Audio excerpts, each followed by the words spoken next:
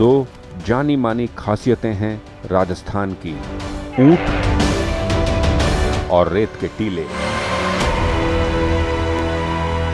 एक और भी है जिसे कम ही लोग जानते हैं, नमक। पिछले 6 दशकों से राजस्थान में जमीन के खारे पानी से नमक बनाया जाता है। पूरे भारत में ऐसा कहीं और नहीं होता। लेकिन नमक इन किसानों की जिंदगी में बहुत ज्यादा मिठास नहीं है। एक नहीं, कई चुनौतियों का सामना कर रहे हैं ये। किस लिए? सिर्फ नमक की खातिर।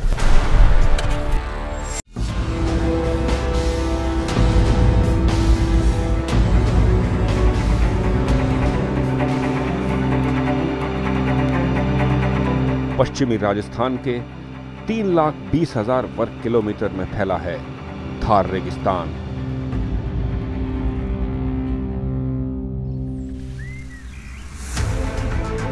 गांव, कस्बे, शहर, सब कुछ तो है यहां।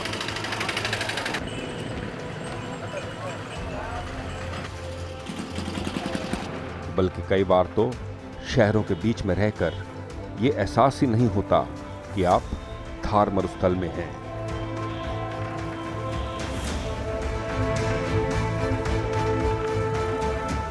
कितनी विकट है थार की रेत, ये इसी बात से पता चलता है कि इस पूरे क्षेत्र में सिर्फ 17% जमीन पर ही खेती होती है।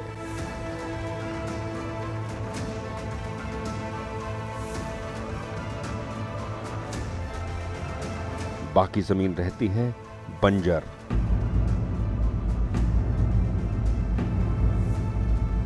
और इस बंजर में अगर थोड़ी बहुत वनस्पति उगती भी है तो वो भी किसी के काम की नहीं।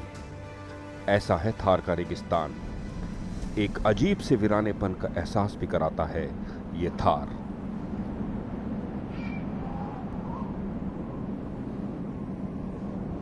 पर एक लाजवाब खूबी है थार रेगिस्तान की। वो जगह जहां जिंदगी पनप नहीं पाती, वहीं जिंदगी के लिए शायद सबसे अहम चीज यहां पैदा होती है।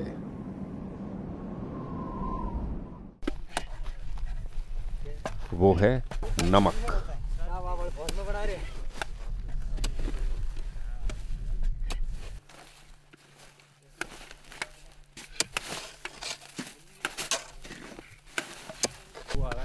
पूरे भारत में राजस्थान इकलौता राज्य है जहां जमीन के पानी से नमक बनाया जाता है।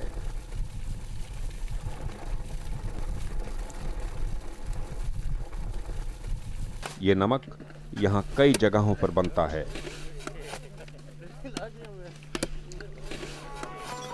पर हम पहुंचे हैं थार रेगिस्तान से सटे सुजानगढ़ में। राजस्थान का एक साधारण सा शहर सुजानगढ़। बची खुची कुछ पुरानी हवेलियां बताती हैं कि इस छोटे से शहर ने कभी ज्यादा अच्छे दिन भी देखे थे।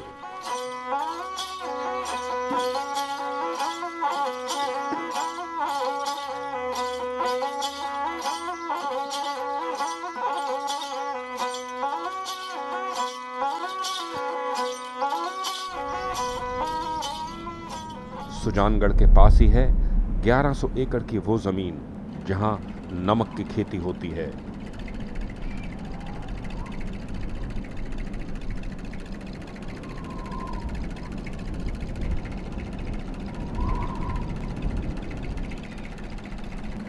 और ये काम आज से नहीं, पिछले 60 सालों से हो रहा है।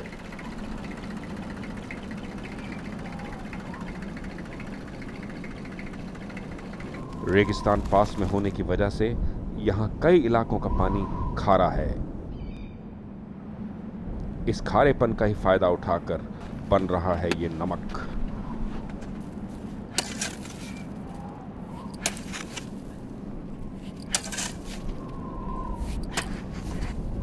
काफी आसान भी है नमक बनाना यहां, और साथ ही बहुत चुनौतीपूर्ण भी।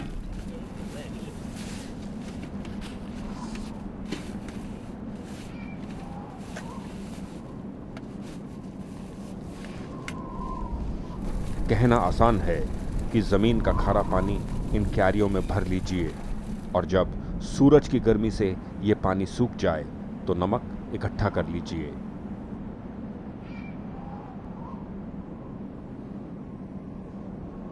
लेकिन इस आसान से दिखने वाले रास्ते पर चलना ही तो टेढ़ी खीर है।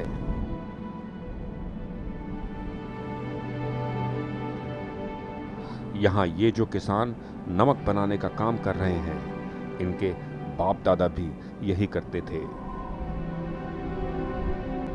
गर्मी हो या सर्दी, दिन में कम से कम 15 घंटे इन्हीं क्यारियों में या इनके आसपास रहना होता है, तब जाके हाथ में आता है नमक।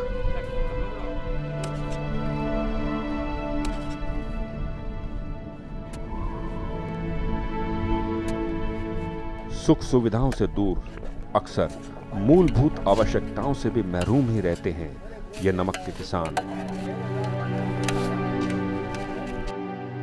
जरा सुनते हैं इनकी कहानी इन्हीं की जुबानी।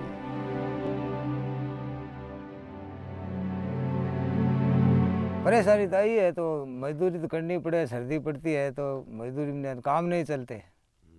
ठेका का काम है, रात की 10 ही बज जाती है, 9 भी बज जाती है, काम नहीं होता है तो मजदूरी नहीं होती है। दिन में तो 10 घंटा ही कर लिए, 5 घंटा ही होते हैं, काम हुए जितना ही है। छोटी होती है तो पैसा नहीं है। तो मेरे तो 3 बच्चे हैं, पढ़ाया थोड़ा बहुत, पढ़िया 9 पढ़िया नहीं तो मजदूरी नहीं होती तो पढ़ा थे कैसे। आगे रोटी नहीं मिली, अगला मजदूरी बट लगा दिया।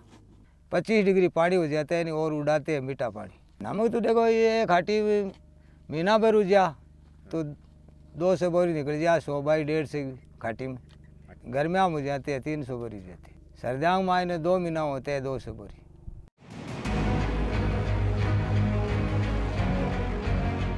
इनसे मिलिए, ये हैं देवेंद्र कुंडलिया।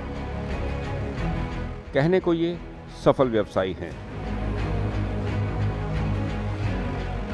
लेकिन इनकी 3 पुश्तें यहां सुजानगढ़ में नमक पैदा करने के काम में जुटी हैं।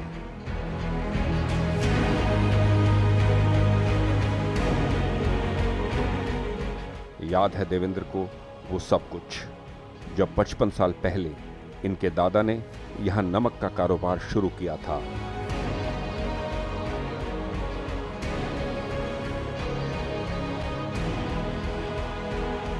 ये विशाल कुआं, जो आकार में किसी तालाब से कम नहीं है, उन्हीं दिनों की निशानी है। आज ये कुआं पूरी तरह से सूख चुका है।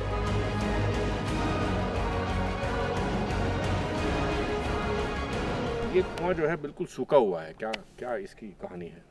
सर, ये करीब 60 साल पहले जब इस एरिया में नमक उत्पादन का काम शुरू हुआ था तो वाटर लेवल 6 फीट पे था। 6 फीट की हम छोटी कुएं खोदते और भरपूर पानी मिलता। धीरे धीरे पानी पंप आउट ज़्यादा होता गया, बरसातें कम आई लगातार, तब वाटर लेवल जैसे जैसे नीचे जाता गया, हमको बड़े कुएँ बनाने पड़े सर। ये बनाया बड़ा कुआं हमने, इस एरिया से हमें पानी की सप्लाई बहुत बढ़िया मिलती थी सर, खारे पानी की।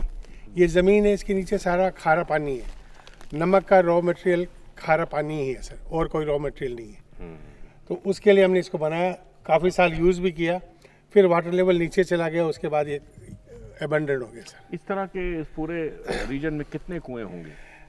सर, ये सॉल्ट एरिया करीब 1200 एकड़ से ज़्यादा में है, गवर्नमेंट की अलॉट की हुई ज़मीन में, और कुछ प्राइवेट अपने आप लोगों ने डेवलप भी की है। तो जैसे मेरे प्लॉट पे सर 11 ऐसे कुएं हैं, सारे के सारे अबंडेंट हैं। इस एरिया में कम से कम 100-150 ऐसे हैं। इतने हैवी इन्वेस्टमेंट का काम यहाँ हुआ अबंडेंट है सर। पहले जब ट्रैक्टर नहीं था और नहीं था, तब 3 महीने तक 4 महीने तक बरसात के बाद खेती होती थी। दैट मीन्स बरसात का स्पेल लंबा होता था। अब 3 दिन 4 दिन की बरसात में ट्रैक्टर से हाथों हाथ 3 दिन में खेती हो जाती है। तो डेफिनेटली बरसात पहले से बहुत कम हो गई, इसी का सारा रिजल्ट। काफ़ी आपको हरियाली राजस्थान में दिख रही है सर। पहले तो आप इस कॉर्नर से भले चांद की दूरी तक देख लें, कुछ नहीं था, खाली सैंड ड्यून्स। बिल्कुल सैंड ड्यून्स। अब सैंड ड्यून्स कम हो रहे हैं क्योंकि सारे डेवलपमेंट वर्क में मिट्टी काम में आ रही है, पर फिर भी सर अभी भी काफ़ी पीछे है राजस्थान। इस इलाके में जमीन का खारा पानी अक्सर अपनी जगह बदल देता है।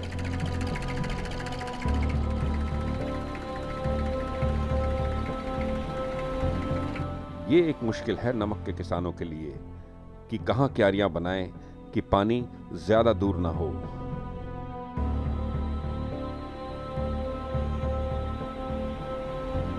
जमीन से नमक बनाने के लिए पानी के खारेपन का होना तो जरूरी है ही, साथ ही जरूरी है सही वातावरण और तापमान का, और ये सभी चीजें यहाँ राजस्थान में मौजूद हैं।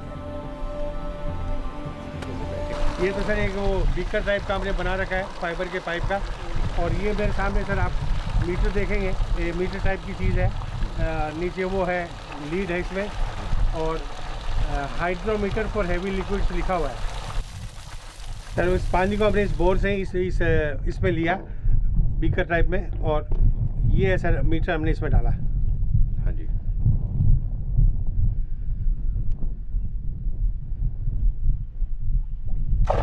अभी देखेंगे सर ये करीब 60 डिग्री पानी बता रहा सर। 60 डिग्री? हाँ।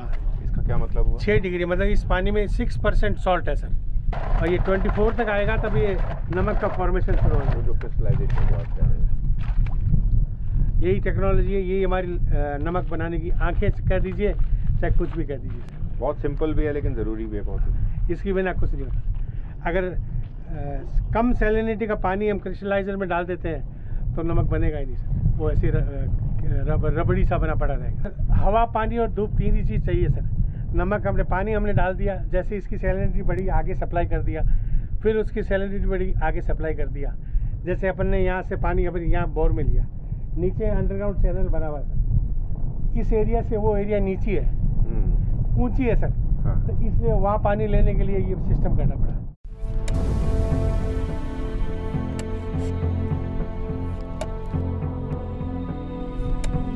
अक्सर लोग सोचते हैं कि नई तकनीक बेहतरी के लिए आवश्यक है, लेकिन ये सोच नमक के मामले में लागू नहीं होती। इसके कुछ कारण हैं। टेक्नोलॉजी को यूज़ करने का मतलब है ओवरहेड बढ़ेंगे। नमक की कॉस्टिंग या यील्ड प्राइस इतनी कम है कि हम अफोर्ड भी नहीं कर सकते और कोई सोच भी नहीं सकते, और वैसे ज़रूरत भी नहीं पड़ती सर। आखिर किस तरह से देखते हैं देवेंद्र कौंडियाल अपने काम को? कैसे शुरू किया उन्होंने ये काम? कितनी प्रभावित हो रही है नमक की खेती बदलती आबो हवा और ग्लोबल वार्मिंग से? इन सब का जवाब वो कुछ इस तरह से देते हैं। मेरे दादाजी और 2 भाई थे, उनके समय में नमक का काम नहीं था सर। पिताजी की शादी यहाँ से उत्तर की तरफ चाड़वास गांव है एक छोटा सा, यहाँ से 4 किलोमीटर, वहाँ हुई। तो मेरे नाना जी उनको बताया कि कंवर साहब, जमाई को यहाँ कंवर साहब कहते हैं, कंवर साहब यहाँ राजा महाराजाओं के समय इस एरिया में नमक बनता था। पिताजी ने उस बात को कैसे ही कैच किया, और फिर सुजानगढ़ से काफ़ी दिनों तक बराबर आते, लेबर को लाते, ज़मीन से पानी निकाल के उसको टेस्ट किया। उस समय तो टेस्ट करने वाला कोई बताने वाला नहीं था, तो वो बॉईल करते पानी को। 1 किलो पानी को बॉईल किया तो कितना % नमक मिला, तो उनको मालूम पड़ता कि ये % है। फिर जहाँ दूसरी जगह नमक के सोर्सेज थे वहाँ पे गए, उनको देखा, तो उनकी समझ में आ गया कि भी इस एरिया में नमक बन सकता है। हम लोग सुनते, लोग बताते भी थे, या पिताजी भी बताते थे कि बरसात हुई तो 1-1 महीने तक खेती का काम चलता रहता था। अब तो 1 महीने बाद तो वापस, मतलब खेती, बरसात हुई, हल चलाया और 1 महीने बाद तो उस पर पौध अंकुरण हो जाता सर। लंबा पीरियड मिलता भी नहीं है, ट्रैक्टर के कारण सब काम फास्ट हो गया, और बरसात का स्पैन भी कम हो गया सर। तो डेफिनेटली बरसात पहले से कम आती है सर। पूरे हिंदुस्तान में वर्तमान में सिर्फ राजस्थान ही ऐसी जगह है जहाँ 5-6 जगह पे ज़मीन के पानी से नमक बनाया जा रहा है। सुजानगढ़ के बाद में सर यहाँ से थोड़ा आगे डीडवाना है, सांबर साल्ट है, सांबर सिटी है, सांबर सिटी का कैचमेंट एरिया है जिसको भी नावा कहते हैं, पचपदरा है, फलोदी है, पोखरन है, ऐसे छोटे छोटे पॉकेट्स कई हैं सर। नावा सबसे बड़ा पॉकेट है सर। नमक ऐसी चीज़ है कि न हो तो स्वाद बिगाड़ देता है, और हो तो ज़्यादा हो तो भी स्वाद बिगाड़ देता है। तो हमें तो उतना ही संरक्षण चाहिए, किंतु अब ये हमारा जो नमक एरिया है, ये एक चूरू ज़िले की एक पहचान है सर। कुदरत की चुनौतियों को हम फेस करते हैं सर। गर्मियों में हमें अपना पैटर्न बदलना पड़ता है, कम समय में ज़्यादा नमक बनता है, सर्दियों में इवापोरेशन का प्रोसेस स्लो होता है, तो हमको उसी ढंग से पैटर्न बदलना पड़ता है। और अकाल में भी सर हम अपनी मर्ज़ी से काम को बंद नहीं कर सकते। बरसात ही एक ऐसा पीरियड है जब हमारे काम को बंद करवाता है और ज़मीन के पानी में वो रिचार्ज होता है। सर मैं तो ये कहूँगा सर, पूरी राजस्थान में एकमात्र यही एक ऐसी उद्यमिता है जो अकाल के समय सरकार को पूरी मदद कर दी है। आज मैं चाहूँ कि मेरे इकोनॉमिकली वायबल नहीं है, मैं प्लॉट को बंद कर दूँ, तो बंद करने का मतलब है मुझे जीरो लेवल पे आना पड़ेगा, थोड़ा बंद नहीं कर सकता। बरसात ही बंद करा सकती है या फिर बेटर डेज की उम्मीद में मेरे को उसको चला के रखना पड़ेगा।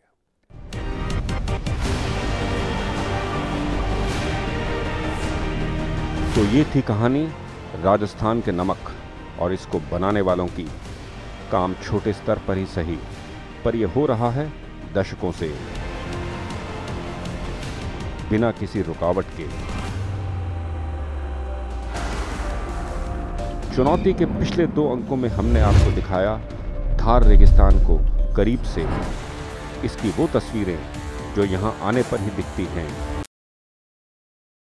चुनौतियों से 2 हाथ करते यहाँ के लोग, गम में भी और खुशी में भी। ये वो संघर्ष है जो सदियों से ऐसे ही जारी है।